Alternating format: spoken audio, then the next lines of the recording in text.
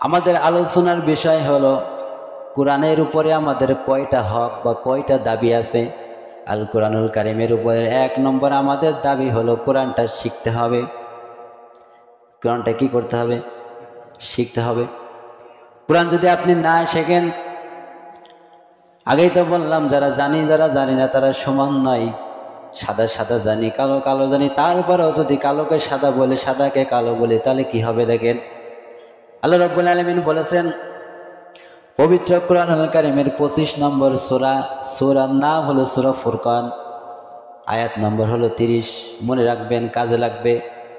এখন কিন্তু উল্টো পাল্টা কথা বললে আর ওয়াজ করলে কোনো লাভ হয় না, হয় নাকি? সেদিন শেষ। এখন যাই বলতে হবে, দলিল ছাড়া বললে খুব বিপদ। এজন্য আমি যা বলছি তো লিখে রাখেন, মনে রাখবেন, বাড়িতে মিলাবেন। সিরাল অনুযায়ী সূরা হলো 25 নম্বর সূরা, সূরার নাম হলো সূরা ফুরকান, আয়াত নম্বর হলো 30। আল্লাহ রাব্বুল আলামিন বলেছেন যারা সাদাকে সাদা জানে তারপরেও সাদাকে কালো বলে, তথা কোরআন শেখে না, তথা কোরআন মানে না, তথা ভালো কাজ জেনেও ভালো কাজ করে না, তথা খারাপ কাজ জেনে সওয়াবের নিয়েতেও কিন্তু সেই কাজটা করে। সম্মানিত হাজিরিন, তাদেরকে আল্লাহ রাব্বুল আলামিন বলছেন ওয়াকালার রাসূলু ইয়া রাব্বি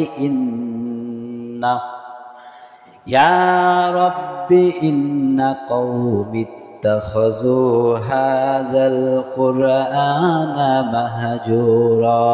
বলি আল্লাহু আকবার। যারা কোরআনটা মানে নাই, যারা এই কোরআনটা শেখে নাই, যারা এই কোরআন অনুযায়ী জীবন গঠন করে নাই, তাদের জন্য দুঃসংবাদ। আল্লাহ রাব্বুল আলামিন সূরা ফুরকানের 30 নম্বর আয়াতে বললেন তাদেরকে কি করবেন। এটা হলো নবীজি কাল কিয়ামতের ময়দানে এই আয়াতটা পাঠ করে আল্লাহর কাছে বলবেন ওয়াকালার রাসূল, হে আমার রব। ওয়াকালার রাসূল মানে নবী বলবেন ইয়া রাব্বি ইন্না কওমি ইত্তাখাযু হাযাল কুরআনা মাহজুরা। আমার এই উম্মতগুলো দুনিয়াতে থাকাকালীন তারা কোরআনটা মানে নাই, কোরআনটা পড়ে নাই, কোরআনটা নিয়ে হাসি ঠাট্টা তামাশার ভিতরে লিপ্ত থাকতো।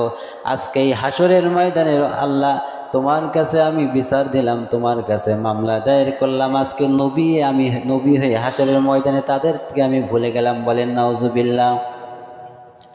নবী কিয়ামতের ময়দানে, হাসরের ময়দানে আল্লাহকে বলবো ওয়াকালা রাসূল ইয়া রাব্বি, হে আমার রব, ইন্না কওমি ইত্তাখাযু হাযাল কুরআনা মাহজুরা। আমার গোত্রের ভেতরে যত মুসলমান ছিল, যত মানুষ ছিল, তারা এই কোরআনকে হাসি ঠাট্টা তামাশার রূপে গ্রহণ করত।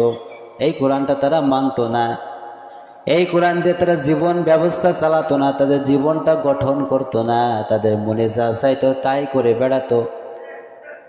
এখান থেকে কোরআন বাদ দিয়ে দিত, সংসদ থেকে কোরআনের যে আইন কানুন, পাঠ্যপুস্তক থেকে যা কিছু দরকার ইসলামের সব কিছু বাতিল করে তারা চলেত। তাদের মন গড়া কিন্তু চলমান করত, মানুষ কোরআনটা মানত না। তাদের জন্য আজকে আমি কিয়ামতের ময়দানে আল্লাহ তোমার কাছে মামলা দায়ের করলাম। এই কোরআনটা তুমি আমার কাছে নাজিল করেছিলে, এই কোরআনটা শুধু এমনি নাজিল হয় নাই, নবীজির উপরে নাজিল করেছিলেন, নবীজি মেনেছেন, উম্মতদেরকেও বলেছেন। আর সেই উম্মত যদি আজকে কোরআন নিয়ে হাসি ঠাট্টা তামাশার রূপে গ্রহণ করে, তাদেরকে নবী বলেছেন ওই কিয়ামতের ময়দানে, ওই হাসরের ময়দানে আল্লাহর কাছে আমি বলবো হে রব, এই সব উম্মতেরা হাসি ঠাট্টা তামাশার রূপে এই কোরআনটা দুনিয়ায় মেনেছিল, হাসি ঠাট্টা তামাশার মধ্যে, তাদের জন্য আজকে তোমার কাছে আমি আল্লাহ মামলা দায়ের করে দিলাম। মানে রসুল ভুলে গেলেন, রসুল ওই উম্মতদের জন্য সুপারিশ করবেন না। বলেন নাউজুবিল্লাহ। তাহলে এখন আমাদের করণীয় কি বলেন তো দেখি? আমরা কি কোরআন পড়বো, কোরআন মানবো, না কোরআন বাদ দিয়ে দেব? আমাদের নিজের ব্যক্তিগত জীবন থেকে কোরআনটা মানার দরকার আমাদের আছে না নাই?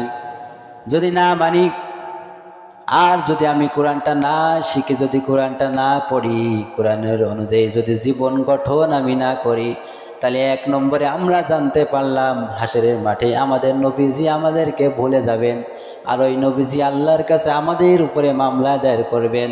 বলেন তো দেখি, হাসরের ওই মহা মুসিবতের সময় নবীজি যদি ভুলে যায়, আর নবীজি যদি আমাদের উপরে আল্লাহর দরবারে মামলা দায়ের করে, আমাদের আর কোনো করণীয় আছে নাকি? কোন স্থান আছে বলেন তো দেখি দুনিয়াতে? আমাদের এক এক স্তরে এক এক ধাপে ধাপে ধাপে ধাপে মানুষ পাওয়া যায়। একজন মানুষ যদি আমার সাহায্য না করে আর একজন মানুষের কাছে যাওয়ার প্রয়োজন আমরা মনে করি, কিন্তু এই হাসরের ময়দানে বলেন তো দেখি নবী ছাড়া সাফায়েত আর কেউ করতে পারবে নাকি? আর সেই নবী যদি আল্লাহর কাছে আমাদের উপরে মামলা চাপিয়ে দেয়, ঘাড়ে মামলা চাপিয়ে দেয়, আমাদের ঠেকানোর কত মানুষ আছে?